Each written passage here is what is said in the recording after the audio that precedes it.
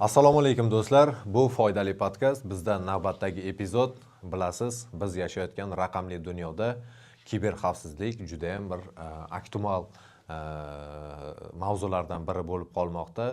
Humans, Mobius kompaniyalari bilan bo'lgan voqealar va undan so'ng 15 million O'zbekiston fuqarosining shaxsiy ma'lumotlari Darknetga sizdirilgani siz kabi bizda ham juda ko'plab savollarni keltirib chiqardi va biz bugun studiyamizga 10 yildan ortiq tajribaga ega IT mutaxassisi, bevosita bank faoliyati va kiberxavfsizlik masalasi bilan bevosita ishlaydigan insonni taklif qilganmiz. Shohrux aka Ayubov. Shohrux aka, xush kelibsiz podkastimizga. Assalomu alaykum, xush kelibsiz. Shohrux aka, keling, Fayoz hozir chiroyli qilib tanishtirdi. Biz o'zaro suhbatda sizni qisman yaqinroq tanidik. Lekin auditoriyada, internetda biz suhbatdan oldin keladigan ekspertimizni, suhbatdoshimizni yaxshilab o'rganishga harakat qilamiz. Qayerda reelsi chiqqan, qayerda shorts videosi chiqqan, qayerda uzun videolari chiqqan, suhbatlari chiqqan. Biz izlandik, u qadar ham ommaga chiqish qilmagansiz. Ko'p ham haligi yashirin yashashni yaxshi ko'radigan insonlardanmisiz bilmadim. Lekin biz siz bilan suhbat davomida shunaqangi fikrlarni eshitdikki, buni ommaga yetkazish kerak. Nega? O'z nom bilan foydali podkast bo'lgandek, ularga ham foydali bo'lsin. Keling, birinchi bo'lib o'zingizni tanishtirishdan boshlaylik. O'zi Shohrux Ayubov kim va nima bilan shug'ullanadi? Shohrux Ayubov hozirgi kunda IT tadbirkor, bank va fintech kompaniyalarga biznes muammolarini yechib beruvchi shaxs sifatida hozir yashayman desa ham bo'ladi. 12 yildan beri IT sohasidaman. Har xil IT kompaniyalarda ham, banklarda ham ishladim. Hozirgi paytda o'z kompaniyamni rivojlantiryapman. Mana hozir kasb nuqtai nazaridan to'xtaldingiz. 12 yillik tajriba. 12 yil oldin sizga kimdir oddiy qayerdadir yollanib ishlagandirsiz, balkim talaba bo'lgandirsiz yoki bo'lmasam endi biznesda boshlashga niyat qilgan inson bo'lishingiz mumkin. Shu 12 yil oldin sizga kimdir oradan vaqt o'tadiki, sen shunaqangi o'zingni kompaniyangni qurasan, IT yechimlar qilasan, u qaysi tashkilot bo'lishidan qat'iy nazar, shunaqangi IT yechimlar berasanki, seni qo'lingda 100 dan ortiq xodim ishlaydi desa, siz tasavvuringizga sig'ganmi? Shu tasavvur qila olarmidingiz? Tasavvur qilardim, lekin hech qachon qat'iyat yetmasdi. Ko'p o'ylardim bu narsani. Mana shunaqa IT kompaniya qiliki, mijozlarga rostdan ham biznes muammolarini hal qilib beruvchi kompaniya bo'lsin deb ko'p uringanman. Bu oxirgi kompaniyam bu 4-inchisi desa ham bo'ladi. Bungacha 3 ta ochganman. Yurmagan desa ham bo'ladi. O'zini oqlamagan. Shu majbur bo'lganman yopishga. Hozir bir hali sehrli so'zni aytdingiz, bundoq qaraganda, qat'iyat degan so'zda hammada ham orzu bor, niyat bor, lekin uni amalga oshirish uchun qat'iyat va harakat bo'lmaydi. Yetishmaydi qat'iyat. Qo'pol qilib aytganda duh yetishmaydi-da. Bu qat'iyat sizga qayerdan keldi va siz qanday boshladingiz buni? Bu qat'iyat menimcha yosh o'tgan sari, masalan yosh bo'lsangiz, qanaqadir qo'rquvlar bo'ladi ko'p. Oilangizni o'ylaysiz, yo qanaqadir vaziyatda, masalan, pul taraflama o'ylaysiz. Sizni yoshingiz o'tgan sari, sizda optingiz oshgan sari, siz bilasiz, bu narsaga kelish kerak. Mana shu to'g'ri yo'l deb hisoblaysiz. Endi aytadi-yu, yosh katta odam to'g'riroq o'ylaydi deydi-yu. Menimcha shu narsa shu turtib bo'ldi. Qat'iyatsiz iloj yo'q degan xulosaga yetib kelasiz demoqsizda. Shunaqa. Yoshi katta bo'lgan sari o'ylashingiz baribir o'zgarar ekanda. Masalan, hozir 12 yil oldindagi tasavvur qilsangiz, 12 yil oldindagi siz men bilan podkast qilsangiz, hozirdagi aytayotgan gaplarim yoki o'ylashim unaqa bo'lmaganda. Yoshlikka boradi deydi-yu. Xuddi shunaqa prinsipda. Yosh kattagan sari to'g'riroq o'ylab, ko'proq o'ylaysiz, to'g'rirog'ini aytsak. U paytda faqat qisqaroq, faqat yomon narsalarni o'ylaysiz. Hozir qilsam bunaqa bo'lsa-chi deysa, zo'r ana bor. Lekin qilib ko'r degan fikr keyin keladi. O'sha narsani menga bitta inson aytdi, eng qimmat narsa hech narsani tanlamaslik. Eng qimmat narsa. Bu nima degani tushuntiraylik. Bu degani, masalan, tasavvur qiling, siz hozir bir ish qilmoqchisiz, yaxshi yurib ketdi, omadingiz. Tasavvur qilamiz, u yaxshi yurmadi. Xato qildingiz, o'rgandingiz. Uchinchi variant, hech narsani tanlamadingiz, hech narsa o'zgarmadi hayotingizda. Shu narsa har doim meni miyamda aylanadi. Что tanlamagandan ko'ra nimadir tanlagan yaxshiroq deb. Bu xato, ha. Tushunarli. Bitta fikr bor. Juda ko'plab muvaffaqiyatga erishgan tadbirkorlarda ham bu boshlangan ish muvaffaqiyatli, birdan muvaffaqiyatli bo'lishi bu real holat emas. Siz boya aytganingizdek 4-firma, unga qadar 3 ta ochganman. Uchalasida ham o'ziga yarasha faillar bo'lgan, tebranishlar bo'lgan va bu muvaffaqiyatga erishish qiyin bo'ldi dedingiz. Xo'sh, 3 ta proyekt bu qanday proyektlar edi? Hozir sizga o'xshagan 12 yilni kutayotgan auditoriya ham bor-da, yoshlar. Xo'p, bugun men nimadan boshlashim kerak? Mana shunaqangi 4 ta firmani fail qilmasligim uchun birinchisidan muvaffaqiyatga erishishim uchun nima qilishim kerak? Men Shohrux Ayupovni yo'lidan yursam, men tezroq yetib boramanmi manzilga degan odamlarga case berib ketaylik. Nimada xato bo'lgan va u sabab nimada bo'lgan? Birinchisi, eng birinchisi pulga nisbatan. Masalan, har doim pulni ko'proq ishlash niyat. Pul ko'proq har doim. Masalan, siz bir g'oyangiz bor, faqat pulga nisbatan o'ylangan bo'lsa, bu g'oya oxiri fail bo'ladi. Agar sizni g'oyangiz bu kompaniya faqat ITda emas, xohlaganda boshqalarning ham manfaatini hisobga olingan bo'lsa, bu g'oya yuradi. Qanaqadir yillar kerak bo'ladi, yuradi. Endi mendagi 3 ta keysda bunda men ko'proq pul ishlash xohlaganman. Qanaqadir keys, masalan, menga mijozlar kelganida ham ko'p summa aytganman. Mendagi optga nisbatan, menda hech qanaqa keyslarim yo'qligi sababdan men bu bozorda o'ynay olmaganman.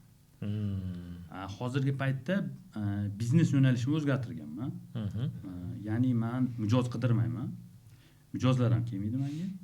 Men har bir yo'nalishga, endi hozirgi paytda bank va fintechga ishlayotgan bo'lsam, har bir yo'nalishni o'zini muammosiga nisbatan o'zim yechim beraman. Menga sotish ham osonroq bo'ladi bu narsaga nisbatan. Demak, bu o'sha bankdagi, fintechdagi muammoni o'rganib chiqib, analiz qilib, o'zingiz shunga yechim berasiz. Shunaqa. Tushunarli. Unda aniq fikr bilan yoritib ketaylik. Birinchisi pulga ruju qo'ymaslik. Asosiy maqsad pul bo'lishi kerak emas. Shunaqa. Ikkinchisi yechim berish kerak. Uchinchisi-chi? Uchinchisi g'oyani sevmaslik kerak. O'zini g'oyasini. O'zini g'oyasi, meni g'oyam zo'ri.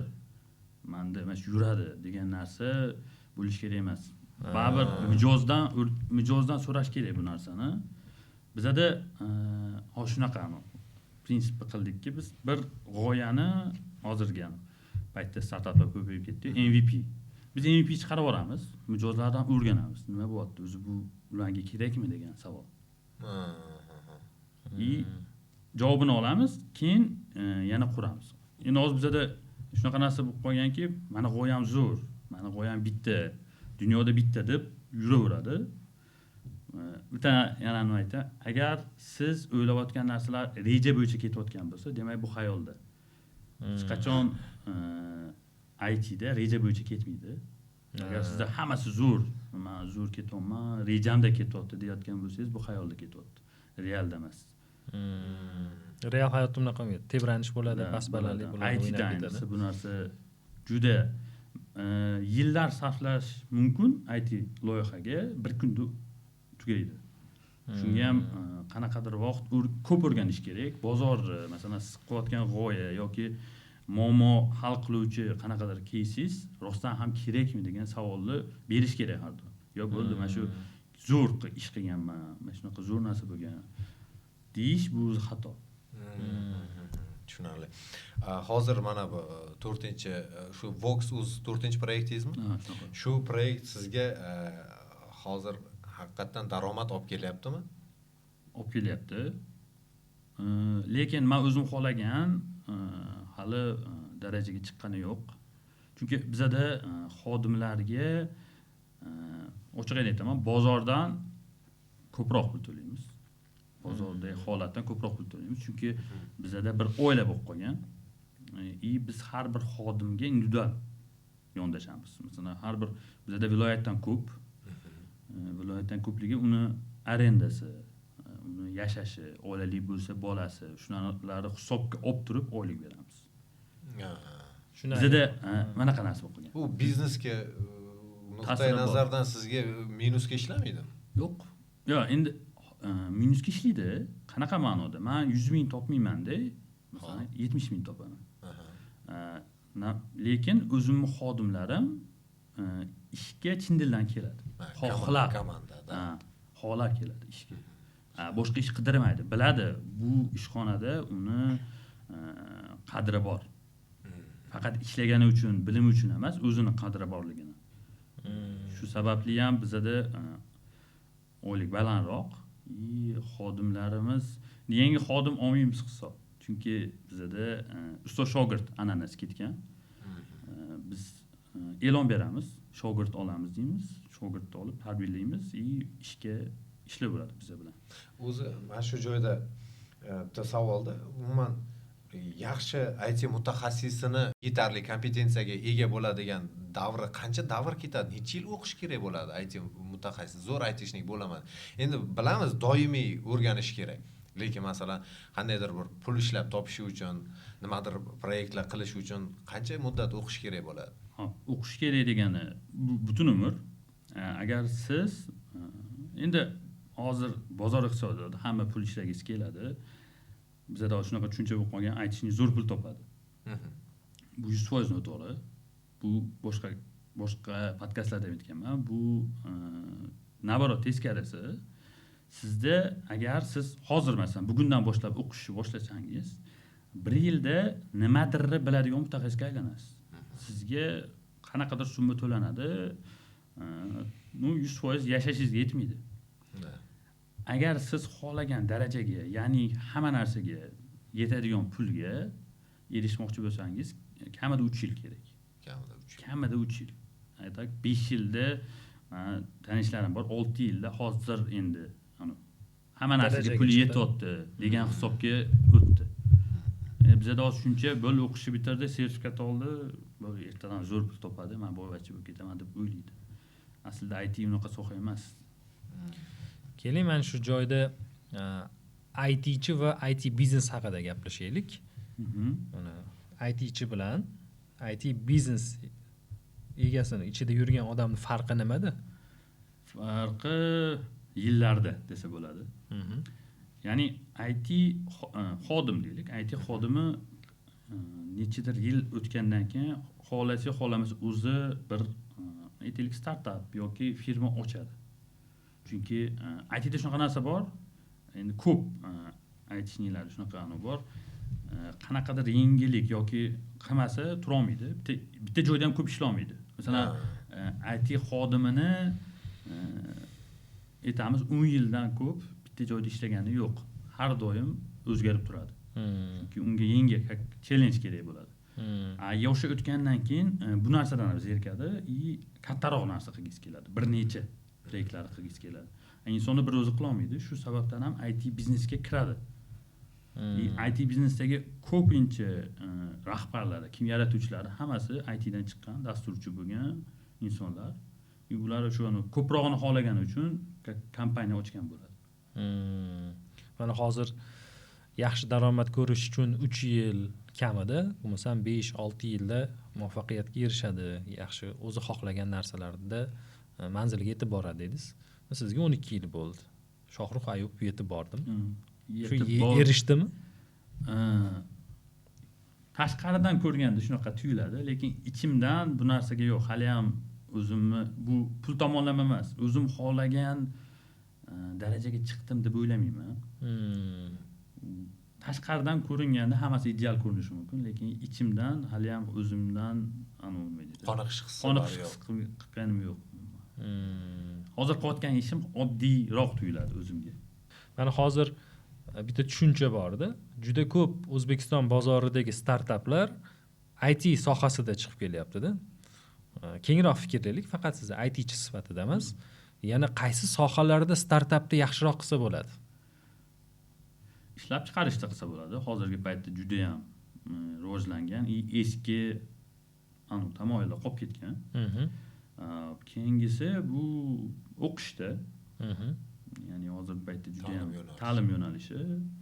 Hozir ikkita tomoni, yana bir narsani har doim o'ylayman, mana shu hali o'zim ham hali oxiriga yetmadim. Mahallalarda hozir mahallabay yoki shunaqa narsalar ketyapti. Mahallalarda shunaqa IT startaplari nimaga chiqmayapti? Nimaga bu narsaga hali qo'l urilmadi degan narsani hali o'ylayapman. Hali oxiriga yetmadim. Mana shu uchta yo'nalishda ketsa bo'ladi. Faqat hozirgi paytda bizada o'zi startapga keladigan bo'lsak, hozirgi chiqayotgan startaplar bu vaqtinchalik. Bu muammo hal bo'lsa yo'q ketadi. 2-3 yilga boradi yo bormaydi.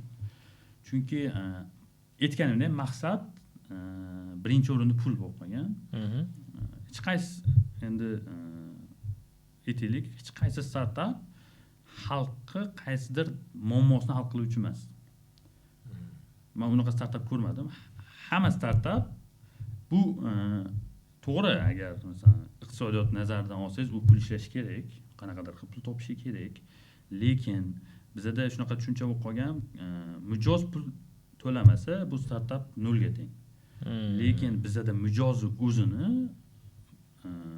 o'zini ham hisobi bor. To'g'rirog'i u ham pul hisoblanadi. Sizda qancha mijozingiz ko'p bo'lsa ham, sizda u pul to'lanishidan ko'ra u mijoz borligi sizdan plyusroq o'ynaydi. O'sha narsaga yurmayapti. Sotsialniy deydi, ijtimoiy startaplar yetishmaydi. Bu narsani qilish kerak. Shunaqa narsa даже biz o'ylayapmiz, pul ishlamaylik, shunaqa chiqaraylik bizada. Bo'lsin xalqqa rostdan yordam beradigan. Yana bir proyektimni aytib ketaman. Bu hozirgi paytda iskusniy intellekt, ya'ni aytamiz ChatGPT ga masalan 8 da olsak bilmaydi. Bilmaydi. Endi biz shunaqa narsa yaratdik. O'sha joyda siz o'z ma'lumotlaringizni qoldirsangiz, barcha ChatGPT ga o'xshagan dasturlar 8 da biladi. Bu men o'zim sotib qo'yish hisoblanmaydimi? Yo'q, bu sotib qolish emas-da, bu tasavvur qiling, siz Instagramda yurg'izasiz. Instagramda siz o'zingiz listningizni ochib bo'lgansiz. Men aytayotgan narsada ham siz oilangiz haqida yoki boshqa narsa haqida gapirmaysiz, siz o'zingizni кейsingiz haqida gapirasiz. Siz kimsiz? Nima ishlar qilgansiz? Wikipediyaga o'xshagan, lekin siz Wikipediyaga masalan hozir siz o'zingizdan qo'sha olmaysiz Wikipediyaga. Siz kimdir qo'shish kerak. Kimdir qo'shish kerak, sizda tasdiqlangan ma'lumotlar bo'lishi kerak. Men aytayotgan narsada bu siz o'zingizni ma'lumotlaringizni tiqasiz. Endi AI o'zi o'rganadi, iskusniy intellekt sizni o'rganadi, rostdan ham shunaqa insonmi, yo'qmi? Tasdiqlaydi. Qolgan ChatGPT deylik hozir. Hamma iskusniy intellektlar ChatGPT bo'lib qolgan. Shular siz haqingizda, sizni kompaniyangiz haqingizda ham biladi. Demak, ma'lumotni u boshqa sun'iy intellektdan oladi. Masalan, ChatGPT, Gemini deylik, Grok deylik, agar siz aytayotgan sun'iy intellekt bo'lsa, ma'lumot unda saqlanadi. Boshqalariga zapros bo'ladigan bo'lsa, u ma'lumotni bundan oladi, to'g'rimi? Xuddi shunaqa qildik. Bu pulsiz. Hech qanaqa pul olmaymiz. Bunda shunchaki qilingan. Bu ma'lumotlar tasdiqlanmagan-ku. Tasdiqlanmagan, to'g'ri, lekin AI da ham xuddi shunaqa. Masalan, AI o'zini ishlash prinsipi internetda bor ma'lumotlarni sizga chiqarib beradi. Shunaqa. Bu yerda ham ma'lumotlar tasdiqlanmagan, aslini olganda. Lekin endi u proyektimizga moderator tiqamiz. Xohlagan odam men O'zbekistonda mana shunday ish qilib tashaganman degan narsani yozib qo'yishi mumkin. Moderator tiqamiz. Lekin hozirgi paytda bu oson bo'lib qoldi. Siz haqingizda tasavvur qiling, eng zo'r podkast qaysi deb yozsangiz ChatGPT ga. U bor foydali podkast desa, sizga bu rol o'ynaydi. Hozirgi paytda hamma narsani odamlar AI dan so'raydigan bo'lib qolgan. Nima olsa bo'ladi, yo qanaqa sovg'a olsa bo'ladi. Nima kompaniya, masalan, tasavvur qiling, qaysi kasalxonaga borsa bo'ladi, tomog'im og'riyapti deganda, u sizni qanaqadir chetda turgan kasalxonaga chiqarib bermaydi. Biz aytayotgan narsaga siz o'zingiz haqingizda tiqsangiz, bo'ldi, sizning ma'lumotingiz chiqadi. Qaysidir o'rinda bo'lsa ham chiqadi. Masalan, 10 ta kasalxona ichida 10-chi bo'lib sizniki chiqadi. U yerda demak, hozir faqat jismoniy shaxslar emasda, yuridik shaxslar bo'yicha ma'lumotlar kiritib, xuddi qidiruv tizimiga o'xshab, masalan, ma'lumotlar bazasi bo'ladimi? Ma'lumotlar bazasi. Shunaqa. Shunda buni qiladigan xizmati uchinchi yoki ikkinchi tomonga siz haqingizdagi ma'lumotni qiziqib qidiradigan bo'lsa chiqarib berish uchun. Bu faqat asosan O'zbekistonda hududida bo'ladi. Yo'q, xohlagan. Bu yerda hozir biz hamma mashhur insonlarni tiqib chiqdik.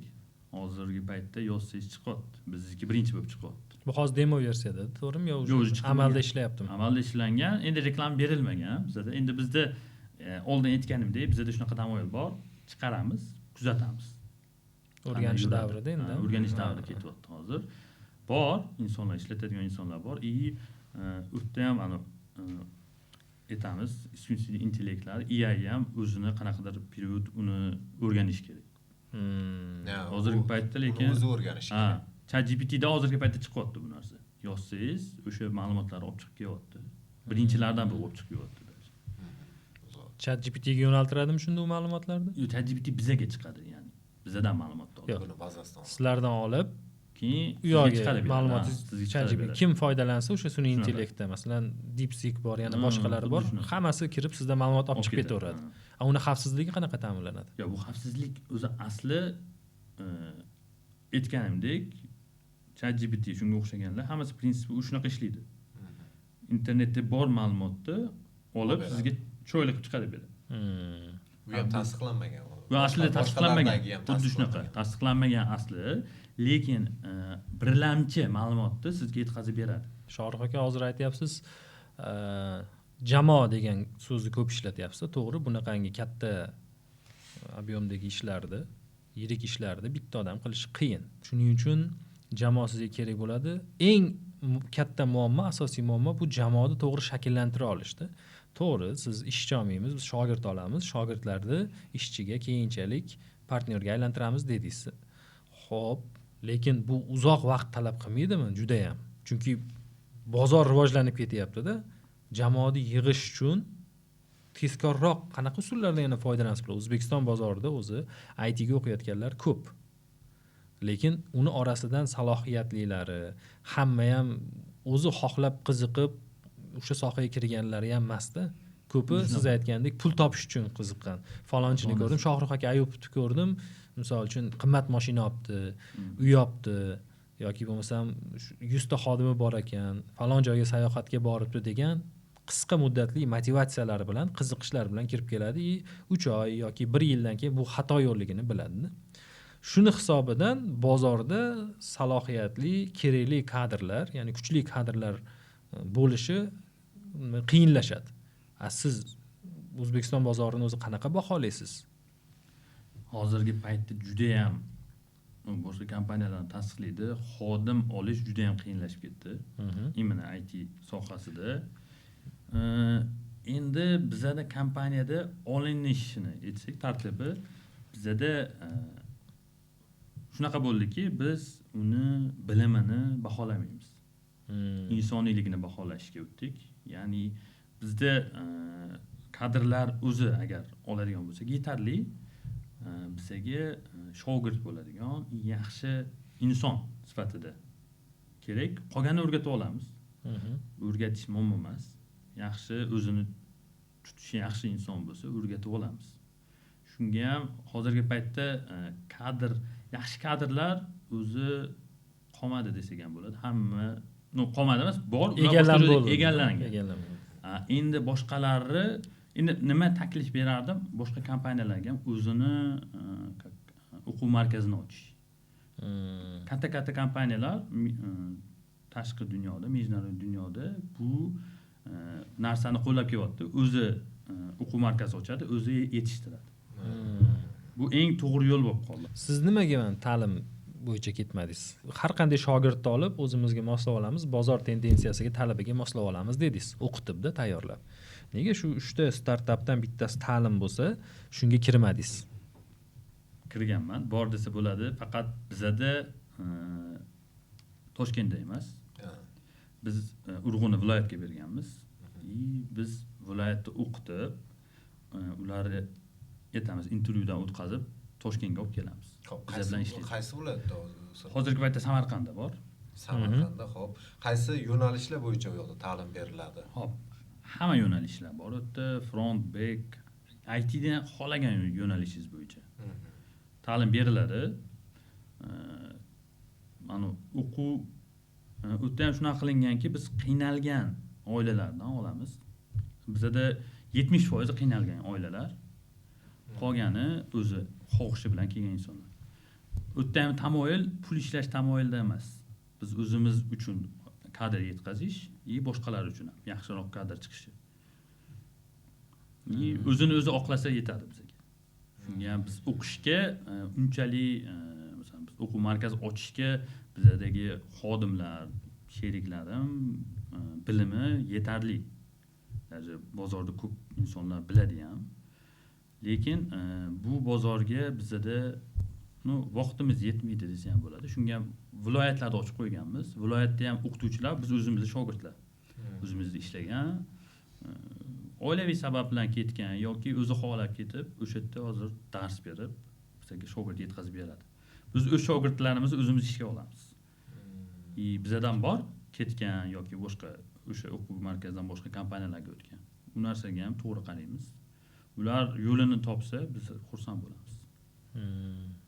Shu bevosita kadr yetishtirib chiqarish va uni nima deydi, jamoada ushlab qolish masalasi ham borda.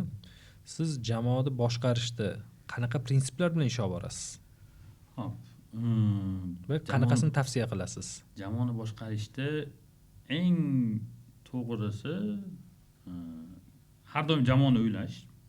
Endi rahbar sifatida ular sizni bilmasligi mumkin. Ya'ni siz ko'rayotgan narsalar ko'rmasligi mumkin, lekin ishchi sifatida qaramayman. Hech qaysi xodimimga ishchi sifatida qaramayman. Yaqin insonim sifatida qarayman. Uni hamma narsani ochiqlik. Masalan, menda muammo bo'layotgan bo'lsa ham ochiq aytaman, u ham o'z muammosini ochiq aytadi. Yaqinlik bor. Unda masalan xodimni aytaylik, bir xodimni majburlab ishlatsa ham bo'ladi, o'z xohishi bilan ham ishlatsa bo'ladi. Majburlab ishlatilgan xodimdan siz aytaylik 100% aytaylik 100% foyda xodimdan oladigan bo'lsangiz, majburlab ishlatilgan xodim 50% ham ola olmaysiz. O'z xohishi bilan ishlayotgan insondan siz 150% foyda ola olasiz. Ya'ni u o'zi xohlayapti, o'zgarish bo'lishni ham xohlayapti. Shu prinsipda ishlasa, mana shu to'g'ri bo'ladi. Endi bizada shu prinsipda ishlayapmiz, bizga to'g'ri kelyapti, o'xshayapti. Zo'r. Shohid aka, mana gapingiz bo'ldi, hozir aytdingizda o'zimizga kerakli xodimlarni o'zimiz shu tarbiyalaymiz, ya'ni o'qitamiz va Toshkentga olib kelamiz deb. Ya'ni ko'proq oylik beraman boshqalarga nisbatan, sharoitini o'rganib turib, shunga qarab men oylik beraman dedingiz. Sizda bo'lganmi shunaqa holat, qachonki siz tarbiyalagansiz u xodimni, olib kelib ish bergansiz, yaxshi oylik to'layapsiz, lekin u siz jamoangizdan ketishga qaror qilgan yoki ketgan, shunaqa holat? Yo'q, unaqa ko'p. Menda endi ochiqlikka aytganimdek, meni xodimlarim ko'p keladi. Aka, ketmoqchiman. Mana shunaqa kompaniya menga masalan taklif beryapti, zo'r taklif. Sizni qiynaganim yo'q deydi. Biz uni o'rganib chiqamiz. O'sha kompaniya rostdan ham buni kelajakda plus o'ynaydimi, yo'qmi? Agar rostdan ham masalan aytaylik zo'r kompaniya bo'lsa, bor deymiz. Biz o'zimiz qo'yib olamiz uni. Borgin deymiz, zo'r kompaniya senga zo'r opit bo'ladi. Senga kerak bu narsa. Xohlagan paytda qaytib kelsang bo'ladi deymiz. Boshqacha yo'li ham bo'ladi. U kompaniya buni zo'r taklif berayotgan bo'lishi mumkin, lekin kelajakdagi aytaylik portfoliyosiga salbiy ta'sir qiladi. Shunda biz yo'q deymiz, tushuntiramiz unga, u tushunadi, ketmaydi.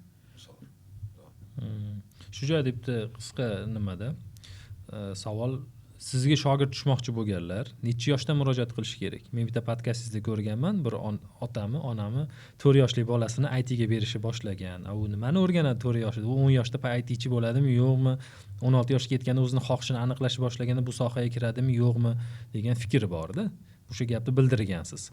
Endi o'zi aslida necha yoshdan sizga shogird bo'lib tushsa, aniqroq shu maqsadini bilgan bo'ladi o'zi. Taxminiy. Xo'p, 18 yosh, 19 yoshida. Hozirgi paytda 12 yoshda ham ITga berishyapti, lekin bu noto'g'ri. IT shunaqa sohaki, sizning to есть miyangiz ishlash qobiliyatini maksimal ishlatishga majbur bo'lasiz. Siz endi yoshligingizdan bu narsaga o'rganib qolsangiz, kelajakda o'zi aytamiz, motor anaqa bo'ladi. Ko'p ishlagan bo'ladi. Probeg ko'payadi. Agar siz energiya ko'p ketadi. Energiya ko'p ketadi, sizni xohishlaringiz ham pasayib ketadi. Sizda o'ylash darajangiz o'ta nima deydi, nagrujенный bo'ladi har doim. Yuklama bilan bo'ladi, og'ir yuklama bilan. Keling, mana zo'r mavzuni ko'tardingiz. Ancha vaqtdan beri men shuni o'ylab yurdim.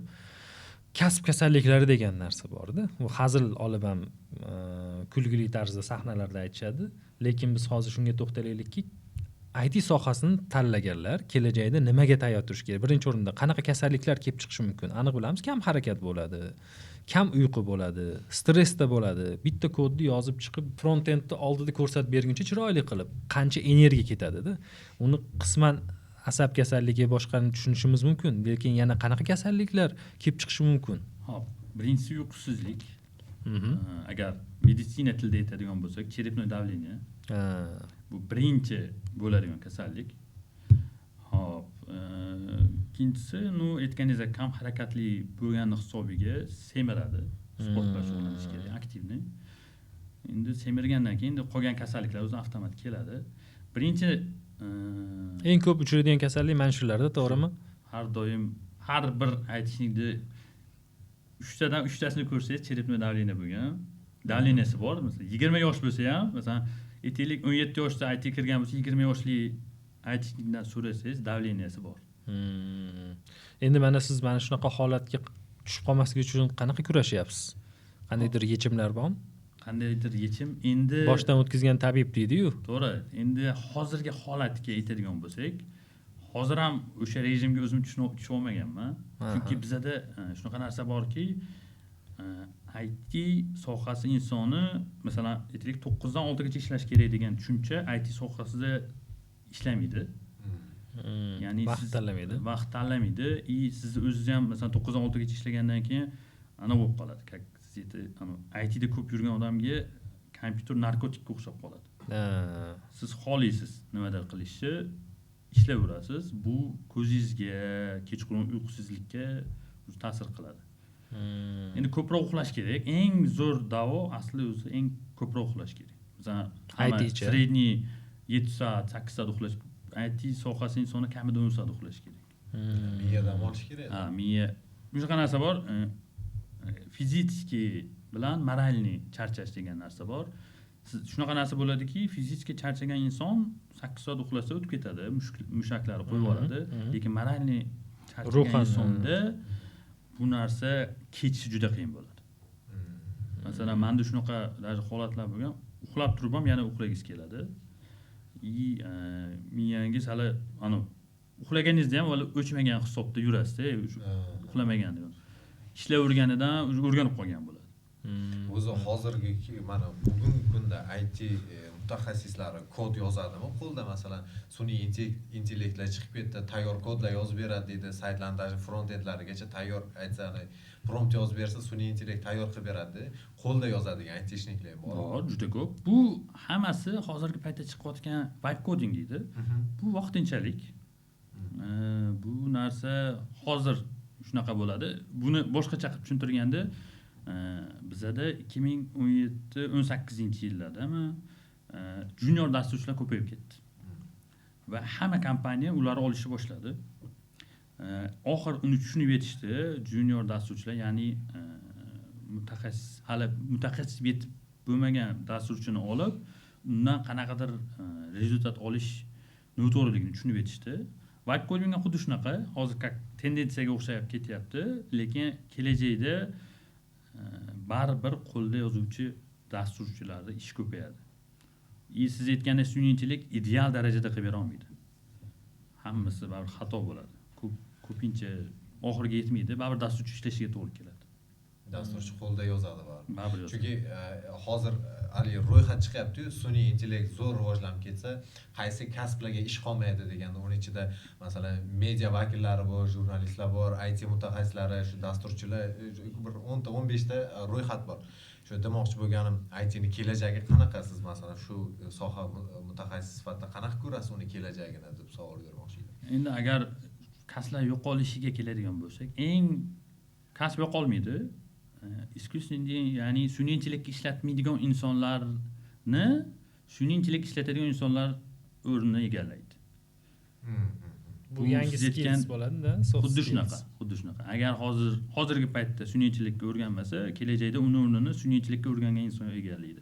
Bu har qanday kasbda. Bu Xuddi til biladigan odam ustunligiga ega xuddi bo'lgandek. shunaqa. Lekin bir kasbni 100% egallaydi degan bu noto'g'ri. Sun'iy intellekt bu sizga bu yordamchi. Bu hech qachon sizga inson qaror qabul qiladi, muammoni hal qiladi, lekin sun'iy intellekt bu narsani hal qilmaydi. Sun'iy intellekt sizga maslahat beradi, taklif beradi. Hozircha qaror qabul qilmayapti. Balki qachon Kelajakda ham qaror qabul qila olmaydi. qilolmaydi. U qarorlar, masalan, inson omili juda ko'p. Masalan, siz hozir tasavvur qiling, sizga mashina sotib olmoqchisiz. Mashina sotib olmoqchisiz, sizni xohishingizni masalan sun'iy intellekt biladi. Lekin siz daromadingizni, uydagi ahvolingizni, boshqa narsalar bilmaydi. Xuddi shunga o'xshagan, bu oddiy bir misol tariqasida aytdim. U qaror qabul qilmaydi, sizga taklif beradi. Aytadi, sizga qarorlaringizga ta'sir qiladi-ku. Ta'sir Masalan, qiladi. siz undan olgan ma'lumotingiz asosida ko'p joylarda masalan qaror qabul qilasiz. Boya suhbatimiz o'rtasida ham aytdik. Masalan, qayerga bormoqchi, eng yaqin poliklinikaga ham yo qayergadir boradigan bo'lsa, so'raydi sun'iy intellektdan, u yaqiningda mana shu bor ekan desa, shunga boradi. Demak, o'sha qarorni qabul qilishingizga u sizga Maslahatchi. turtki beryapti-da. maslahatchi. Lekin sizni qaroringizni, "Men kasal bo'ldim" desangiz, bo'ldi, ana kasalxonaga borib, 3-xonaga uchragin deya olmaydi. Xuddi shu narsa. Sizga aytadi, yon atrofingda 10 ta kasalxona bor. Mana shu birontasiga borsang bo'ladi, deydi. U как yordamchi sifatida ishlaydi sizga. Qaysiga borishni bari o'zingiz hal qilasiz. Tushunarli. Shohrux aka, bir masala bor. 10 yildan ortiq mana shu IT bozorida yurgan mutaxassis sifatida fikringizni bilmoqchiman. O'zbekistonda IT bozori qayerga qarab ketyapti? Bizni umumiy bitta kompaniya yoki qaysidir shaxsni salohiyat nuqtai nazaridan aytmayapman. Umumiy tendensiya qayoqqa qarab ketyapti? Bu bir. Ikkinchisi, baribir mirovoy, ya'ni xalqaro bozor degan tushuncha borda. Biz ichki bozorda kurashishimiz mumkin, qaysidir brendlar uchun yoki bo'lmasam klientlar uchun, mijozlar uchun. Lekin borib bu ichki bozorda egallagandan keyin yon atrofdagi davlatlarga chiqishi boshlaydi yoki bo'lmasam qaysidir boshqa qit'aga xizmat ko'rsatishni boshlaydi. Mana shunaqa holatda O'zbekiston IT bozor qayerga qarab ketyapti va bizni taqqoslaganda atrofdagi qo'shni davlatlar bilan salohiyatimiz qanaqa? Agar O'zbekistonning hozirgi holatni oladigan bo'lsak, zo'r holatda ketyapti. Bu startaplar ko'payishi ham bu bozorni o'zgarishiga ta'sir qiladi. Agar biz qo'shni davlatlar bilan taqqoslaydigan bo'lsak, biz faqat Qozog'iston bilan taqqoslay olamiz xolos. Boshqa davlatlarda biz ancha tepadamiz. Qozog'iston bilan, ya'ni taqqoslaydigan bo'lsak, 3-4 yil yetmayapti xolos bizga. Demak, ular oldinda. Ular bizdan oldinda, lekin hozirgi paytda Qozog'iston bozorida, ya'ni mana kompaniyam ham ishlaydi, u joyda yaratishga g'oya qolmadi. Bozor to'xtadi. Bozor to'xtagandan keyin bizda shunaqa daraja o'sish vaqti, hamma narsani sinab ko'radigan payti kelgani hisobiga biz ularga 3 yil yoki 2 yil ichida yetib olamiz. Даже o'sib ham ketamiz. Shu tempda ketsa, ketsak. Lekin bozor to'yinish degan tushuncha ham bor. Biz shu narsaga qaytib kelamiz. Biz ham hozirgi paytda Qozog'istondagi holatga nisbatan biz ham yetib kelamiz. Bozor to'yinadi, g'oyalar qolmaydi. Bir xillik bitta qolib ketamiz. Hozir masalan bozorda, Qozog'iston bozorida уже 1 yil davomida hech qanday yangi startap, yangi g'oya chiqayotgani yo'q. To'xtagan desa ham bo'ladi. Shuni hisobiga ham ular, ya'ni IT kompaniyalar miqyosda oladigan bo'lsak, ular tashqi dunyoga chiqishni boshladi. Ya'ni O'zbekistonga kelib yoki boshqa davlatga borib ishlashni boshladi. Ya'ni bozorda o'zi o'sish qolmadi. Mana siz ham hozir bizni kompaniyamiz ham Qozog'istonda xizmat ko'rsatyapmiz. Mana shu Vox.uz'ni nazarda tutinglar, adashmasam. Keling endi mana shu loyihaga chuqurroq kiraylik. O'zi bu loyiha qanaqa loyiha? Real кейslaringizdan biri, adashmasam. Yana boshqa loyihalaringiz ham bor. Ularga endi bosqichma-bosqich to'xtalamiz. Bu o'zi odamlar qanaqa portret chizish kerak Vox.uz deganda kompaniyani? Hop, Vox.uz deganda tasavvur qilamiz, bank yoki fintech kompaniyasini qurish uchun barcha narsalar, ya'ni aytamiz, qurollar bor. Xuddi shunaqa desak bo'ladi, dasturlar bor. Siz masalan hozirgi paytda tasavvur qilamiz, bank ochmoqchisiz yoki fintech kompaniya ochmoqchisiz. Siz o'zingiz komanda yig'ishingiz shart emas. Bizga kelasiz, biz sizga tayyor ishini beramiz, dasturlarni beramiz, ishchi ham beramiz o'zingizga. Birinchi navbatda qanaqa support qilish uchun va siz ishni davom ettiraverasiz. Bizga bog'liq bo'lmaysiz. Bizning eng katta yutuqlarimizdan biri bu yana biznesni teskarisini qilgan bo'lsak, hamma shunaqa deydi, ko'p odamlar. Biz mijozni o'zimizga bog'lab olmaymiz. Bir marta beramiz shuki, u bizga yana bir marta murojaat qilmasin, chiqmasin. Muammosi shu bilan hal bo'lsin demoqchisiz. Hali ikki xil yo'l bilan chiqmasligi mumkin-da. Bittasi muammosi to'liq hal bo'lsa, ikkinchisi bu siz unga umuman yechim bera olmasangiz va vaqtiga, puliga achingan odam qaytib chiqmasligi. Maksimal biz shunga harakat qilamiz, hech kimga bog'lanib qolmaslik. Ya'ni даже bizda shunaqa dasturlarimiz bor, dasturchiga ham bog'lanib qolmaydi. Bu narsa qo'yiladi, dasturchiga bog'lanmaydi umuman. O'zi shunda mana bu banklar hammasi bir xil dastur bo'yicha ishlaydimi? O'zi umuman gapingiz bo'ldi, uzr.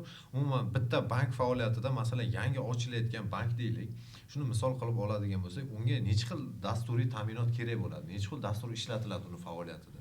Hop, birlamchisi o'zi bizda shunaqa bor, narxlarning 7 ta narsa kerak.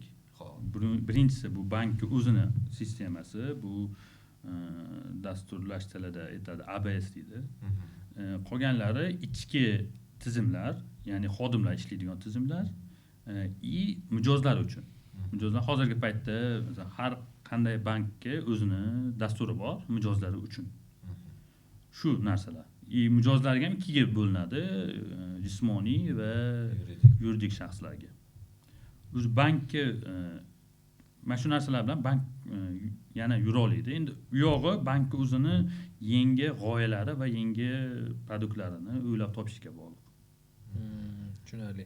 Hozir mana suhbatimiz avvalida shu boshrog'ida aytdingiz, biz kompaniyada mijoz qidirmaymiz dedingiz.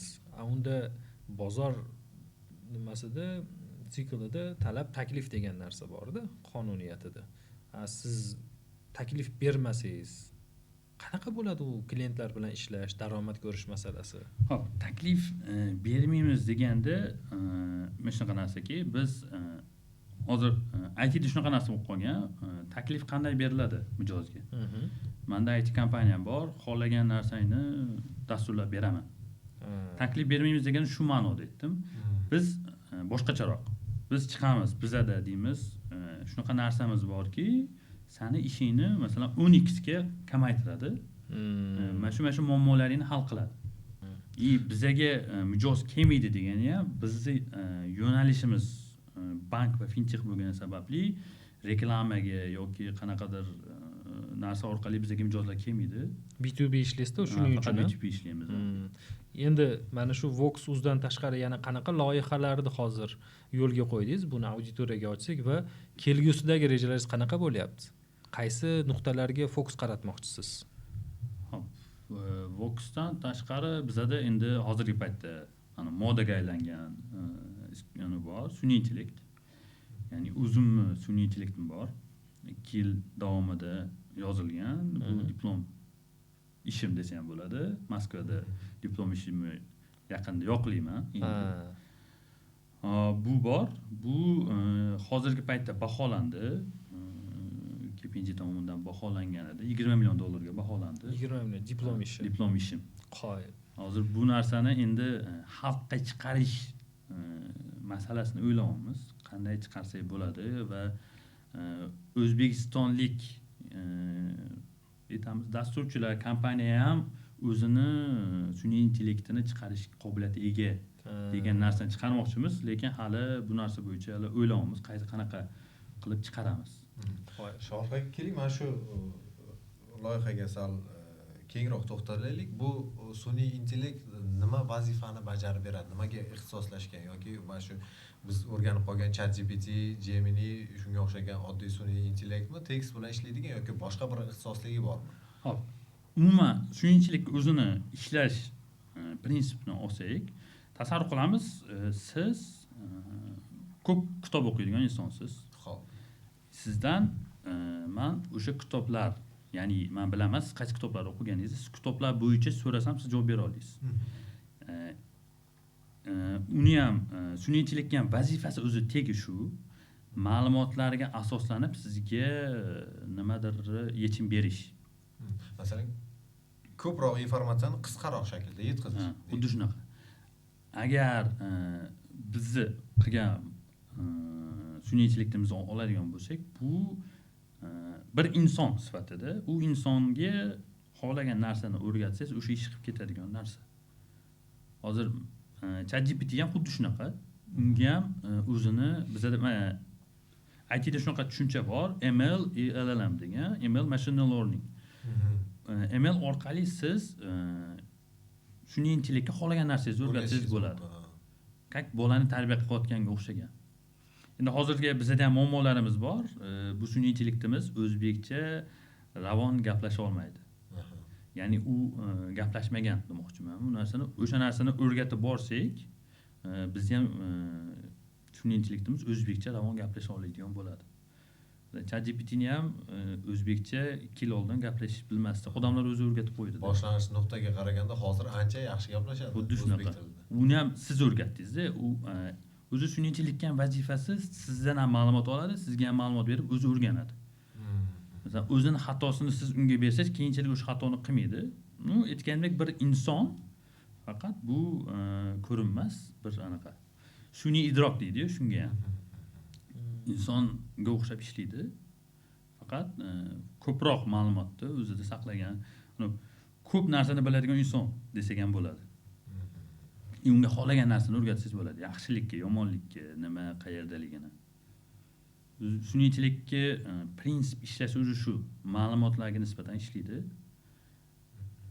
Keling shu joyda ommaga ham, ya'ni auditoriyaga ham maslahat berib ketaylik. Sun'iy intellektdan foydalanish qonuniyatlari, qoidalari bo'yicha. Odamlar qanday usulda to'g'ri foydalanish kerak, ya'ni o'ziga nisbatan xavf bo'lmasligi uchun. Ya'ni kiber hujumlar kuchaygan hozir. Turli xil ma'lumotlarni sizdirish boshlangan. Bu ham o'zimizni qo'limiz bilan pasport rasmga olib jo'natib yuboramizda. To'g'rimi? O'zi qanaqadir biz oldindan ogohlantirish qilib ketaylik. Sun'iy intellektni yaxshi taraflarini aytyapmiz, foydalanamiz. Nima deydi? Bizni assistentimiz, yordamchimiz, qanday savol bersak unga bizga yo'nalish beradi, qarorni o'zimiz qabul qilamiz deyapmiz. Endi bu biz sun'iy intellektsiz o'sib kelganimiz uchun biz uni boshqaryapmiz-da. Yoshligidan sun'iy intellektni tavsiyasi bilan qaror qabul qilib, fikr qilib o'sayotgan bolalar ham bor-da. Ana shunaqa ta'siriga tushib qolmasligi uchun ota-onalar yoki hozirgi avlodga nima tavsiya berasizki, sun'iy intellektdan foydalanishni qoidalar sifatida o'ziga belgilab olsin? Hop, buni ko'p aytganman. Bu narsada tasavvur qiling, yana qo'polroq tushuntirganda, tasavvur qiling, mahallada g'iybatchi xotin bor. Hamma narsani biladi, mahallada nima bo'layotganini, undan so'raysiz. Endi tasavvur qiling, siz o'z muammolaringizni, o'z hayotingizdagi lичный informatsiyalarni o'sha xotinga aytdingiz. Oqibatda nima bo'ladi? Oqibatda boshqa insonlar ham saqizda biladi hamma narsangizni. Xuddi shunaqa tasavvur qilish kerak. Sun'iy intellektda. Siz o'zingizga chizib qo'yib olishingiz kerak. Sun'iy intellektdan foydalanaman, o'zim haqimda, o'zimni lishniy informatsiyalarimni bermayman degan narsani qo'yib olsangiz, sun'iy intellekt juda ham hozirgi paytda insonga juda ham yaxshi yordamchi. Sizda hozirgi holatingizga nisbatan masalami, ma'lumotni hozir chiqarib beradi. Oldinga o'xshagan qidirib, bir necha videolar ko'rish shart emas. Sizga asosini chiqarib beradi. Lekin siz o'zingizni ma'lumotingizni unga berish, hozir moda bo'lgan videolarni qo'yib, rasmlarni sun'iy intellektga qilish bu noto'g'ri. Bu hozirgi paytda ularga, mana rasmimni nima qilardi, mana informatsiyamni nima qilardi deyishi mumkin, lekin kelajakda bu aniq noto'g'ri ishlaydi. Yana shunaqa komandam orasida shunaqa yuradi, hazil qilaman. Oldin uzr, endi Pentagonda 2000 ta agent ishlagan deyman-da. Hozir 2 dona odam ishlayapti. Bitta knopkani shuni bosyapti-da, masalan, tasavvur qiling, Shohruh Ayubov top berdi, bitta bossa, men haqimda hamma ma'lumot unga kelyapti. ChatGPTdan mana shu narsani so'ragan, kasal bo'lgan bu, mana shu doktorga borgan, mana pasporti, mana rasmi, mana oilasi, ota-onasi manaqa, uyda manaqa muammo bo'lgan deb chiqarib beryapti. Shunaqa tasavvur qilish kerak. Lekin haqiqat bo'lishi ham mumkin, chunki masalan yonimizda telefon bormi, o'zi xuddi shunga o'xshaydi. Qayerdamiz, nima qilyapmiz, telefonda masalan ekran ochdikmi, o'zi qaysi prilojeniyga kiryapmiz, necha minut qolyapmiz, nimani tomosha qilyapmiz. Nazorati bor-da. Har bitta narsa qanaqa raqamli tarix deydi-ku, raqamli tarix bo'lib o'zimizdan qolyapti. Lekin sizni masalan shu narsada sizni ichki masalan oilaviy yoki rasmiy yo nima deysiz, masalan chiqarib yuborish ehtimoli kamroq-da.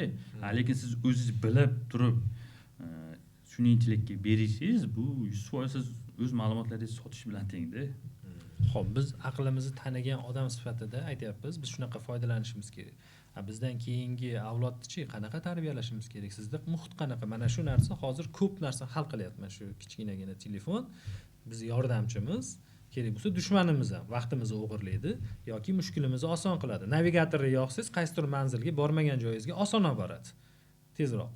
Yoki bo'lmasam, mana o'zim til o'rganayotgan bo'lsam, oldinlari lug'atlarni qarab, 100 nechinchidir bitta shu so'z bor edi, uni qo'llanilishini bitta-bitta o'qib chiqardim. Hozir agar o'sha sun'iy intellektga yozsam, ana shu so'z qanaqa qo'llaniladi, u otmi, ravishmi, sifatmi, nima hammasini ko'rsatib beryapti-da, keyin qoidalarini ham chiqarib beryapti. Bu men uchun foydali. Bundan olyapman.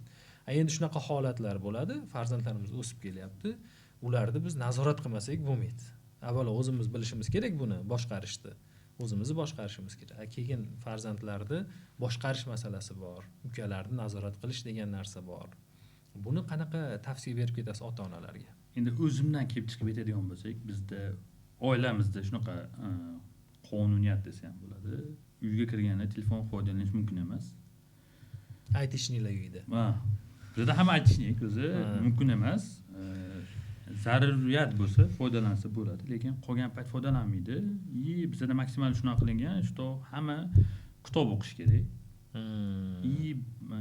Eng anaqasi, mana farzandim ham telefon bilmaydi. Telefonni biladi nimaligini. Ko'rsa ham olib o'ynab o'tirmaydi, olib kelib berasiz. Buni mazasini bilmaydi. Telefon, qo'shtirnoq ichidagi mazasini. Anaqasi mazasini bilmaydi. Televizorni ham mazasini bilmaydi. U o'zi o'ynaydi. O'zi kitobga o'rgatyapmiz hozir. Mana yangi kitoblar chiqib ketgan. Endi biz yoshligimizda unaqa kitoblar bo'lmagan. Ochsangiz har xil anaqasi bor, 3D chiqadigan. O'sha narsalarga o'rgatyapmiz. Hozir shunaqa yashayapmiz. Men shu narsani to'g'ri deb bilaman. Shu narsaga masalan oilaviy kelishib olganmiz. Demak, birinchi o'rinda o'zi namuna bo'lish kerak va oilada alohida nazoratga olish kerak-da. Endi cheklov qo'yilgan joyda ham bitta narsa bor, bu faqat o'zbekligimizga yo unaqa emas. Har doim bolaga cheklov qo'yilgan bo'lsa, u narsani qilgisi keladi. Cheklov emas, kelishuv sifatida ishlash kerak-da. O'rniga nimadir berish kerak-da. Berish kerak, xuddi shunaqa. Tortib olish emas, o'rniga taklif bilan nimadir berish kerak. Agar yumshoq kuchda endi. Majburlasangiz, bola hech qachon majburlaganga yurmaydi. Yana ham qaysar bo'ladi-da. Keling, mana hozir majburlash degan mavzuga kirishni boshladik-da. Mana shu joyda qadriyat va intizom degan mavzuga kirsak-da. Intizom bu qisman majburlash ham bo'ladi va o'zingizni harakatingizni xohlab qilishingiz ham bo'ladi-da. siz mana shu ishlaringizni negizida intizomni o'rnini qanchalik baholaysiz? Hop, intizom birinchi o'rinda men uchun har doim o'zimni intizomlarimni ro'yxatini qilib olaman, shunga qarab ketaman. Yashash o'zim bunaqa deb tasavvur qilaylik. Siz tasavvur qilgan ideal hayot qanaqa bo'lishi kerak? Inson o'ziga shu narsani qo'yish kerak. Tasavvur qiling, endi hozirgi paytda yoshlar shunaqa o'ylaydi, jentran bo'lsin, uyim bo'lsin, xotinim bo'lsin. Tasavvur qilamiz, mayli, shunaqa deb tasavvur qilamiz. Jentrasi bo'lishi kerak, uyi bo'lishi, xotini bo'lishi kerak. Endi muammoni pastdan boshlaymiz. Uy, jentra, xotin olish uchun nima kerak? Birinchi pul kerak. Pul topish uchun nima kerak? O'qish kerak. O'qish uchun nima qilish kerak? Kitob o'qish kerak. Shu pastga qarab ketish kerak. Endi siz o'z o'ylagan ideal hayotga borish uchun shu narsalarni intizom qilib olsangiz bo'ladi. Ya'ni men o'qishim kerak. Kuniga 3 soat shug'ullanishim kerak. Men shu universitetga kirishim kerak. Shu ishxonada ishlashim kerak, shuncha pul topishim kerak. Uy, mashina, xotin olishim kerak. Mana shu aytilgan ro'yxatdagi narsalarni o'zingiz uchun intizom deb tasavvur qilsangiz, bo'ldi sizda o'zingiz xohlagan ideal hayotni qura olasiz. Lekin o'tirib olib, menga jentra kerak. Qani edi $10,000 hozir bo'lsa, men bitta mashina olib yurardim. Deyish bu noto'g'ri. Tushunarli. Endi o'zingizdan misol qilaylik. Muvaffaqiyatga erishishda intizom muhim deyapsiz. Bilimning o'rni qanaqa? Bilim va intizomni yonma-yon qo'yganda qaysi biri sizga ustunroq deb bilgan bo'lardingiz? Intizomni. Intizomni. Intizomingiz bo'lmasa, bilimingiz 100% bo'lmaydi. Chunki bilim olish uchun juda ham intizomli bo'lish kerak. Chunki siz o'zingizni majburlashingiz kerak. Hozirgi paytda juda ham qiyin bo'lib qoldi. Yoshlarga bir narsani o'rgatish. Ularga shunchalik darajada oson bo'lib ketdiki, ular o'rgangisi yo'q. Biz maktabda o'qishda o'rganganimizda bizda hamma narsaga unaqa imkoniyat bo'lmasdi. Biz majbur kitob o'qirdik, qidirardik, nimadir masalan o'qituvchini eshitardik. Hozirgi paytda eshish ham shart emas. YouTube'ga kiradi, internet qidiradi, darsliklarni qiladi. Bu ana bo'lib qoldi. O'qish ham oson bo'lib qoldi hozirgi paytda. Mana biz o'zimizni 40 yoshdan oshgan, 45 yosh atrofida tanishim bor. U ham til o'rganyapti. Oldinlari til o'qish men uchun mashaqqat edi. Hozir ancha yengillab ketibdi dedi. Shunaqa. Hattoki u yosh o'tgan sari xotira ham suslashishi bo'ladi baribir. Atrofdagi ijtimoiy muammolaringiz, maishiy muammolaringiz bo'lgan hisobiga fokus bir joyga jamlash qiyin bo'ladi va bir nimani o'rganish, ta'lim olish sal qiyinlashadi-da. Meni fikrimcha, shaxsiy fikrimcha. Ular aytayaptiki, mana shunaqa bo'lgan holatda ham boshimda qancha tashvishim bor edi, lekin mana shu til o'rganish nimalari, prinsiplar, yangicha qo'yilgan tizimlar menga yengillik beryapti. Bugun ancha yaxshi bo'lib ketibdi degan mazmun edi. Gapingizni to'ldirish ma'nosida. Shunaqa. Endi bir savol bor. Qadriyat siz uchun nima? Nima qadriyat bilan yashaysiz? Hop, meni bilganlar aytadi, qadriyatim oilam. Menda oldindan shu narsani maqsad qilganman. Oilam hech qachon o'ylamasin. Uni o'rniga men o'yli, ular yashab bersa bo'ldi. O'sha qadriyat bilan yashayman har doim. Endi bu qadriyatga hozirgi paytda kompaniyam xodimlarini ham qo'shdim. Ular hech qachon bir narsaga zo'r bo'lmasin, har doim hamma narsasi ideal bo'lsin. Ya'ni men o'tgan qiyinchiliklardan ular o'tmasin, tezroq yetishsin o'zi xohlagan, aytganida ideal hayot uchun. Hozirgi paytda shu qadriyat bilan yashayman. Unaqa bo'lsa, Shohrux Ayupovdek kuchli mutaxassis bo'lishi cheklanib qolmaydimi? Ular yengil hayot, silliq yo'ldan o'tib ketadi-da, qaysidir joyda yamalar borligini bilmasdan. Endi masalan, insonni men dadam ko'p aytardilar, Parijda, Fransiyada Eiffel minorasi borligini bilish uchun borib ko'rish shart emas. U borligini bilasiz. Endi bu narsani ham, ya'ni xodim farzand aka-ukani tarbiyalash, u narsaga nimadir o'rgatish uchun u imini shu vaziyatga tushish shart emas. Unga tushuntirib bilsangiz, u narsani u his qilsa, o'shani o'zi yetarli. Mana Shohrixaga boya suhbatimiz avvalda odam yoshi o'tgandan keyin o'zi intizomga o'zi kelib qolar ekan, vaqt o'tib tushunib yetar ekan dedingizda. Hozir aytyapsizki, shu Parijda Eiffel borligini bilishi uchun borib ko'rish shart emas. O'ylamaysizmi, mana shu odam intizomli bo'lishi uchun, nimagadir erishishi uchun o'sha qiyinchilikdan o'zi o'tishi kerak emasmi? Mana uni boshqacha tasavvur qiling. Sizni farzandingiz, siz farzandli bo'ldingiz, hayotingiz davomida ko'p xatolar qilgansiz. Farzandingizni shunaqa tarbiyalaysiz-ki, shu xatolar qaytarilmasligiga. Endi siz tasavvur qilingda, siz farzandingizni o'zingizga o'xshash qilmoqchisizda, siz qilgan xatolarni qilishga majburlashingiz qanchalik to'g'ri bo'ladi? Shu narsaga shunaqa tasavvur qilsangiz, bu sal boshqacharoq qabul qilinadi. Bunaqa yondashuv. Tushundim siz. Hozir mana farzand tarbiyalash va yo'naltirish masalasiga kirdingiz-ku. Dadangizlar aytgan gapni ham aytdingiz. Sizni Wizard podkastidagi suhbatingizni ko'rganman. O'shanda aytgansiz, meni farzandim IT-chi bo'lishini xohlamayman degansizda. Keyin boshlovchi sizga Shahzod savol bergan. 18 yoshingizga qaytsangiz, ya'ni oldingi paytingizga qaytsangiz, IT-ni tanlarmidingiz desa, ha, IT-ni tanlardim dedingiz. Bu ikkitasi bir-biriga to'g'ri kelmayaptimi? Endi bunaqa narsa borda, menda IT-ga kirish bu 18 yoshimda emas, meni 5-6 yoshimda bu aniq bo'lgan. Ya'ni meni otam o'zi dasturchi bo'lgan, uyda ko'rganmiz nimalar bo'lganini. U bizada ongida qolib ketgan bu kasb. Lekin men kasbni 3 ta endi aytaman, biz yerda aytganman, eslolmayman. 3 ta kasbga ketaman deganman. Birinchisi oper bo'lish, ya'ni xodim bo'lish. Ikkinchisi doktor bo'lish, xirurg, uchinchisi dasturchi. Ikki kasbga aytaylik xohishim bo'lgan, lekin u yerdagi holatlar, ishlagan insonlardan eshitgan narsalarim xohishimni so'ndirgan. IT menga yaqinroq tuyulgan. Ya'ni men yoshligimdan kompyuter o'ynab, kompyuterda ishlab, bu narsaga qiziqish o'lmagan bo'lgan.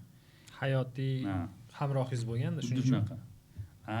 Endi shuncha yil o'tib, farzandim hozir menda aytishnik bo'laman, men dasturchi bo'laman desam, yo'q deyishim, bu uni aytganimdek, men yiqilgan joylardan u yiqilishni xohlamayman. Undan boshqa kasb olsa,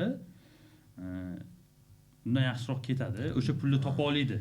Lekin shunaqa narsa borki, ota kasb, siz otangizni ishlab o'tirganini ko'rganingiz yoshligingizda, farzandingiz ham ko'rib katta bo'lyapti, adashmasam.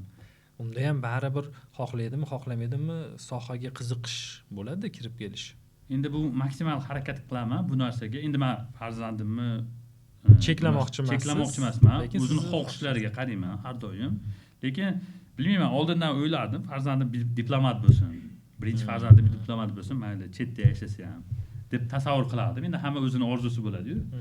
Shunaqa deb o'ylayman. Endi agar farzandim yo'q, men dasturchi bo'laman desa, yo'q, bo'lmaysan deya olmayman. Endi farzand o'zi xohlagan kasbda ishlasa zo'r bo'lib ketadi. O'zi xohlagan pulni topa oladi. Farqi yo'q. Qanaqa kasb bo'lishidan qat'iy nazar, qanaqadir vaqt kerak bo'lar, lekin zo'r bo'lib ketadi agar o'zi xohlab va chin dildan xohlayotgan bo'lsa. Uni keling bitta shu yerda life hack berib ketaylik. Farzandlar kasb tanlashida, endi bilaman, siz hali farzandingiz kichkina, lekin atrofdagi ustozlardan, yaqinlardan ko'rganingiz qanaqa uslublardan foydalanishyaptiki, to'g'ri kasb tanlashiga yordam berish kerak ota. Ota sifatida bu farzandning qiziqish va qobiliyatlarini ko'rish kerak. Farzand endi yoshligida, masalan, biz ham maktabda endi men har doim dasturchi bo'laman deb yurganman, lekin boshqalarda masalan har doim o'zgargan. Masalan, bitta odam doktorni ko'rib doktor bo'laman. O'zi bolani qobiliyatlari ochilish boshlanganda shunga nisbatan unga yo'nalish berish kerak. Ya'ni ko'rasiz, chiroyli chizadi. Masalan, dizaynerlikka yo'naltirsangiz bo'ladi. Bilasiz, uni qo'ldan keladi shu narsa. Ko'rasiz, kompyuterda yaxshi ko'radi, kompyuterda ko'p narsasini biladi. Masalan, dasturchilikka yo'naltirsangiz bo'ladi. Uni ham majburlanmaysiz, o'zini xohishlariga nisbatan. Insonning qobiliyatiga nisbatan kasb tanlagan yaxshiroq. Bu menimcha to'g'riroq ham bo'ladi. Tushunarli. Endi bitta savol bor. Mana siz o'zingiz xohlab tanladingiz bu kasbni, past balandliklar bo'ldi. Ana shu past balandliklarda oldinga intilishingizda nima sizga kuch berdi? nima sizni yo'naltirib taslim bo'lma, oldinga degan fikr bo'ldi. Chunki oldinlari internet bunaqa zo'r bo'lmagan, kimnidir namuna qilib olaman desangiz, hayotini ko'rishingiz uchun bugungi kundaqa to'kin sochchilik bo'lmagan. Cheklov bo'lgan, qanaqadir internetdan foydalanish masalalari muammo bo'lganda, ayniqsa viloyatlarda, boshqada. Sizda nima kuch bergan shuni oldinga O'zi menda bunaqa bor. uyg'otib turish uchun? Hayotda shunaqa prinsip desa bo'ladi. Bir narsani maqsad qilsam, ko'p odam men bilan o'qimaydi, garov o'ynagisi kelmaydi. Menda shunaqa narsa bor, men shu nuqtaga bo'ldi, men shu nuqtaga boraman desam, o'shanga oxirigacha yiqilsam ham, nima bo'lsa ham qolmayman, o'sha nuqtaga borib ko'rishim kerak. Menda xuddi shunaqa bo'lgan. Endi tasavvur qiling, 2000-yillar deylik, 2000-yillar dasturchi desa tushunmagan insonlar o'sha paytda bo'lgan. Men bilmayman u narsa nimaligini ham. Sizga bitta даже voqea aytib beraman. Ko'p odamga aytib berganman. Maktabda yo 5-6-sinf ingliz tilidan hammadan bilsangiz ko'p odam so'rardi, nima kasbi inglizchasiga aytish kerak bo'lgan. Menga o'qituvchidan so'raganman, dasturchi kim? Bilmayman. Yo'q, lug'atda yo'q ekan deganman. Kserokopiya degan. Kim aytgan ustozingiz? Dasturchi kasb kserokopiya degan. Men 7 yil kserokopiya kasbida bo'laman deb yashaganman. Bu narsani to'g'ri qabul qilgan hamma. Hech kim bilmagan ham. Shu darajada bo'lgan vaziyat yetmoqchi bo'lganim. Lekin xohishlarim bo'lgan. Men ham dasturchi bo'laman, nimadir yarataman. Endi xayolimda menda faqat u paytda endi faqat aytaylik hozirda Windows operatsion sistemasi bo'lsa, shunaqa yarataman. O'zbekistonning o'zini sistemasini yarataman. Telefonga sistema yarataman. Eslasangiz Artel telefon chiqarganda ham o'shanga o'ylaganman-da, nega bu o'zinikini chiqarmagan degan narsalarni o'ylaganman. Shunaqa chiqaraman. O'zi maqsadim ham shu, hozirda qilayotgan dasturlarim, loyihalarim o'zim qoniqtirmaydi unchalik. Ya'ni qanaqa men shu narsani xohlayman, hammaga manfaatli bo'lishi kerak. Nomim qolsin deyman. Mana shu masalan Shohrux Ayubov mana shu ish qildi, zo'r qildi, qolib ketdi mana tarixda degan narsa. Odamlar uzoq foydalanib, xuddi shunaqa manfaat ko'rsin. Maqsadim shu faqat. Mana shu maqsad yo'lida yaratilgan birorta proyektingiz bormi? Maqsad yo'lida yaratilgan proyektim hozircha aytganim, sun'iy uchun ma'lumotlar bazasi. Endi hozir o'ylayapman mahallalarga, hokimiyatlar uchun qanaqadir dastur qilishni. Ularni birlashtiradigan. O'sha narsa hali oxiriga yeta olmadim. Bu imini ijtimoiy loyiha qilmoqchiman. Bo'lsin, foydalansa, hozirgi paytda masalan zamonaviy anuvda yashayapmiz. Shunda mahallalarga ham hokimiyatlar o'rtasida nimadir qilish, bu narsa bo'yicha hali o'rganish olib boryapman. Shu ijtimoiy loyiha qilmoqchiman. Foyda yetadigan, mana pul ishlash uchun yoki nimadir uchun emas. Mana hozir bu aytganingiz asosan davlatni boshqaruviga, umumiy strategiyaga xizmat qilish uchun o'ylanganda, ya'ni ijtimoiy loyiha desangiz, endi aholini aksariyatida daromad hali ham yetarli emas-da. Qancha ishlasin 24 soatni xohlaymizmi yo'qmi? Qanchadir vaqtini uxlashga sarflaymiz, qanchadir uni oilaga, yaqinlarga, yana qanchadir uni ishga. Lekin qaraysizki, o'sha ishga sarflagan vaqtingizdan oladigan daromadingiz mana bularni ta'minlashga yetmaydi-da aksariyat odamlar. Siz shunaqa bir loyiha o'ylamadingizmi? Shu odamlar daromadini oshirishga avtomatik yordam beradigan. Bor, shunaqa, masalan, o'z mahallani aytayotganda bitta g'oyamiz hozir ustida ishlayapmiz. Xudo xohlasa chiqaramiz. Mahallaning marketplace desa ham bo'ladi. Tasavvur qiling, sizning qo'shningiz zo'r somsa qiladi. Ya'ni bir qo'shningiz zo'r kiyim tikadi. Lekin siz undan sotib ola olmaysiz. Biz shunaqa narsa qilmoqchimizki, siz mahalladagi masalan qo'ligul insonlar deylik, power yo'q. Shu insonlarni narsalarini sotib olish imkoniyatini yaratish. Ya'ni siz mahallangizda bilmaysiz kim nima qobiliyatga egaligini. Siz mahallangiz o'zida bir-biringiz bilan bir-biringizga yordam sifatida masalan ishlaysiz. Shu narsani hozir qo'yamiz loyihasini, mana chiqaramiz xudolar shu bo'yicha. Mahallada o'zini ichki marketplace bo'ladi. Ya'ni siz o'zingizni masalan yana aytaylik, do'kon bor mahallangizda, o'sha do'konda nimalar borligi, o'sha do'kon sizga o'sha narsani yetkazib bersa-chi degan tasavvuringiz bor. O'sha narsani biz yaratib bermoqchimiz. Uydan turib mahallangizni boshidagi nonni ham olib keltira olasiz. Endi ular marketplace sota olmaydi. Endi mahallani o'zini marketplace qilish maqsadimiz bor, o'sha loyiha bo'yicha ishlayapmiz. Tushunarli.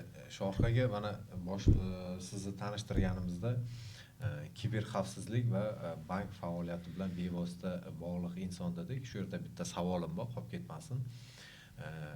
Istalgan dasturni yaratayotganda birinchi narsa uni xavfsizligi bo'ladi. Masalan, hozir o'sha mahalla nimasi haqida gapiryapmiz.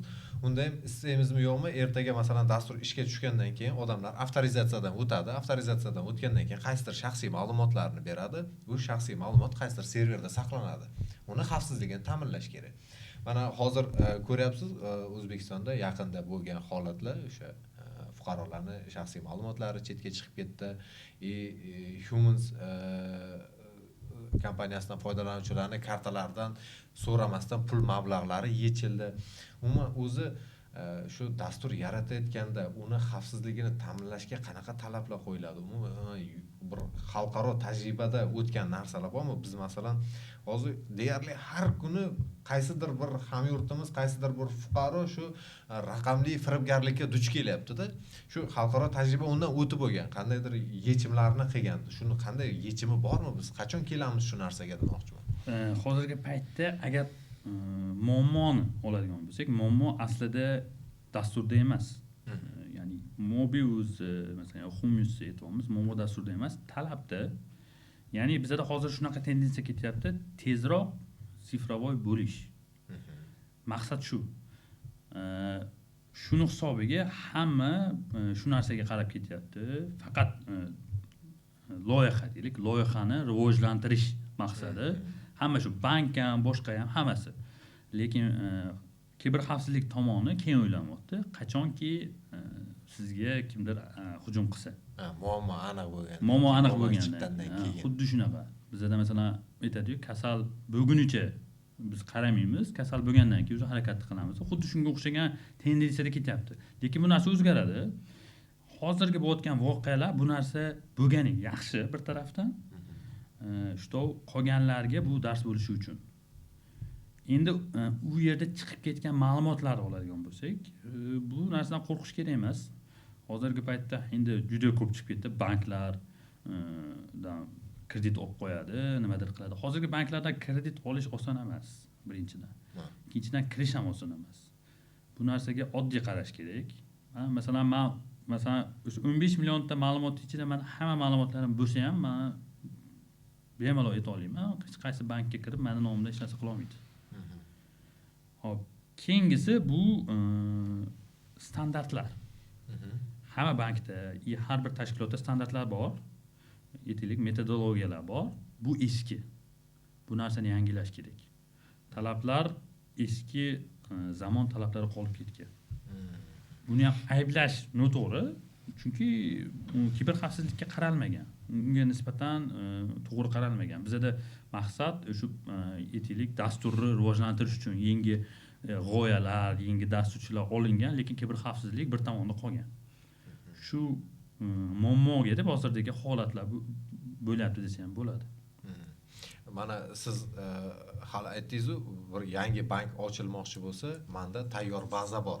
Hamma dastur bor, uni faoliyatini boshlash uchun. Siz o'zingiz mana shu bankka berayotganda qanchalik masalan garantiya bera olasiz o'zingizni tayyorlagan mahsulotingizni xavfsizlik nuqtai nazaridan? Hop, bu yerda ikkita tomonlama bor. Men o'zimni dasturimga ma'lumot chiqib ketmasligiga 100% javob bera olmayman, lekin bu yerda yana bir narsa bor. Bank yoki fintech kompaniya o'zi eshik ochib bersa, nimadir o'zgartirish kiritish. Xuddi shunaqa. O'zi eshik ochib berish mumkin. Agar o'zi eshik ochib beradigan bo'lsa, u yerda hech kim himoya qila olmaydi. Demak, ikkinchi tomonga ham bog'liq demoqchisiz. Xuddi shunaqa. Ichki, masalan, Hummus aytadigan bo'lsak, bu hamma aytayapti, tashqaridan bo'lgan deb, 100% ichkaridan. Chunki bank sohasida ishlaydigan inson sifatida aytaman, u yerda bo'lgan operatsiya tashqaridan imkonsiz qilish. Bu faqat ichki tizimda ichki xodim yoki qaysidir xodim o'tirmagan bo'lsa ham ichki dasturdan kirib kelib pullarni yeyishgan. Bu tashqaridan ataka bo'lib, kiberhujum bo'lib, pullarni yechib ketgan emas. Hozir bitta fikrda aytdingizda, bankdan kredit olish oson emas debdi. Lekin odatda Telegramdagi yangiliklar beruvchi kanallardan o'qib qolamiz. Falon bankni, falon filialining xodimi falon fuqaroning nomiga shuncha kredit olib, nima deydi, o'yinga tikib yuboribdi. Bu dasturiy ta'minot xatosi emasmi? O'zi masalan siz bilan men ishtirokimsiz, men nomga kredit olyapti-da, lekin ishlatib, keyin oxirida chiqib kelyapti. Endi bu narsani oladigan bo'lsak, muammosi desa ham bo'ladi. Endi hozirda banklar ko'pi o'z xodimlar ishlaydigan dasturlar yangilashmoqda. Ularni xodim, ya'ni klientlarni ishtiroksiz hech narsa qila olmaslik sistemasini o'ylab topishyapti. Eski dasturlar bor, siz aytgandek, masalan, inson familiya e-mailini qo'shib kredit chiqarsa bo'ladi. Endi bu narsani hozirgi paytda operatsion risk deydi banklarda. Bu narsa har doim bo'ladi. Bu narsani cheklov qo'yib bo'lmaydi. Men aytayotgan dastur yaratgan taqdirda ham bu narsa bo'ladi. Bu narsa endi ichki tashkilotning o'zining qonuniyatlari, kiberxavfsizlik bu faqat tashqi emas, ichki tizimda ham ishlash kerak. Shunda bu narsa ichki insonlar ham bu narsani qila olmaydigan qilish kerak maksimal. Tushunarli, rahmat Shohrux aka, juda ham kerakli ma'lumotlarni ulashdingiz. O'ylaymanki, auditoriya uchun ham bu foydali bo'ldi. Agar sizga bu mavzu qiziq bo'lsa va yana qanday savollaringiz bo'lsa, izohlarda yozib qoldirsangiz, biz keyingi suhbatlarimizda ham albatta Shohrux akani taklif qilgan holatda mana shunaqangi muhokamali stolda suhbatimizni davom ettiramiz. Qisqa bir 5 ta savol bor. Ulardan birinchisi, hayotdagi eng katta xatoyingiz. Eng katta xatoyim yo'q, men unaqa deb o'ylamayman. Xatoyim yo'q. Eng katta xatoyim. Hozirgi kungacha unaqa deb o'ylamaysiz. Yo'q, bu xatolar ko'p. Ular orasida eng kattasi. Yo'q, ularni katta xato deb o'ylamayman. U ya'ni hayotimda bo'lish kerak bo'lgan narsa deb qabul qilaman. Tushunarli. Endi hayotdagi eng to'g'ri qarorchi? Eng to'g'ri qaror nimadir tanlaganim. Siz boshida aytganimdek, nimadirni tanlaganim. Bu xohlagan, yo'l tanlaganim desa ham bo'ladi. Bu har bir narsaga to'g'ri keladi. Masalan, bir narsani aytolmayman, men mana shu ishni qilganim uchun to'g'ri yo'ldaman demayman. Bu narsa endi birinchi navbatda taqdir yozilgani, ikkinchi navbatda nimadir imminent shu narsani tanlaganim. Hech narsa qilmagandan ko'ra nimadir tanlaganim. Tushunarli. Endi 18 yoshdan 25 yoshgacha bo'lgan yoshlarga tavsiyangiz. Bitta tavsiya bering. Qayerda borsiz shu tavsiyani o'zingiz bilan olib yuradigan bo'libdi. Ular ham shunga amal qilsin-da, qanaqadir muvaffaqiyatga erishishda birinchi qadam bo'lsin. Oddiy. Bu oddiy menda startap bo'lib qolgan desa ham bo'ladi. Sizning qarorlaringiz, sizning ishingiz boshqalarning manfaatini inobatga olingan bo'lsa, siz to'g'ri yo'ldasiz. Agar sizning ishingiz, qarorlaringiz faqat o'zingizning manfaatingizga yursa, bu noto'g'ri yo'l, bundan qaytish kerak. Tushunarli. Endi hamma davrda o'zini yaxshi kitoblari bo'ladi. Kitob endi o'lmaydigan bizni hamrohimiz, lekin davrga qarab uni dolzarbligi o'zgarib turadi-da. Shu muvaffaqiyatga erishishda qaysi kitobni o'qigansizki, xos tavsiya qilasiz tomoshabinlarga? Xo'p, endi menda ko'pincha rus kitoblari. Menda bir kitob bor. Nomi "Всё на 100% degan. Bu narsa qanaqaki insonni, men aytgandek, muammolarni, hayotda qarashi o'zgartirishga sabab bo'ladigan. Uch kitobni o'qiganingizdan keyin qarashlaringiz o'zgaradi. Endi ruscha, o'zbekchasini bilmayman, bor yo'qligini, menimcha yo'q. Nagasaki degan odam yozgan. Mashhur emas, lekin zo'r kitob. Sizdagi muammolaringizni, qarashlaringizni 180 gradusga o'zgartira oladi. O'zgartiradi. Shu kitobni o'qigandan keyin ancha ko'p narsaga tushunib yetganman desa bo'ladi. Fikrlar o'zgargan, qarashlar o'zgargan. Tushunarli. Rahmat Shohrux aka, bugungi qimmatli vaqtingizni ajratib biz bilan suhbat qilganingiz uchun.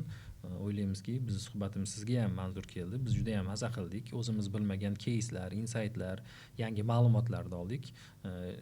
Biz qancha siz kabi yaxshi ekspertlar bilan suhbat qilsak, kelgusidagi suhbatdoshlarimizni ochishga ham yordam beradi, turli qirralardan, qarashlardan-da.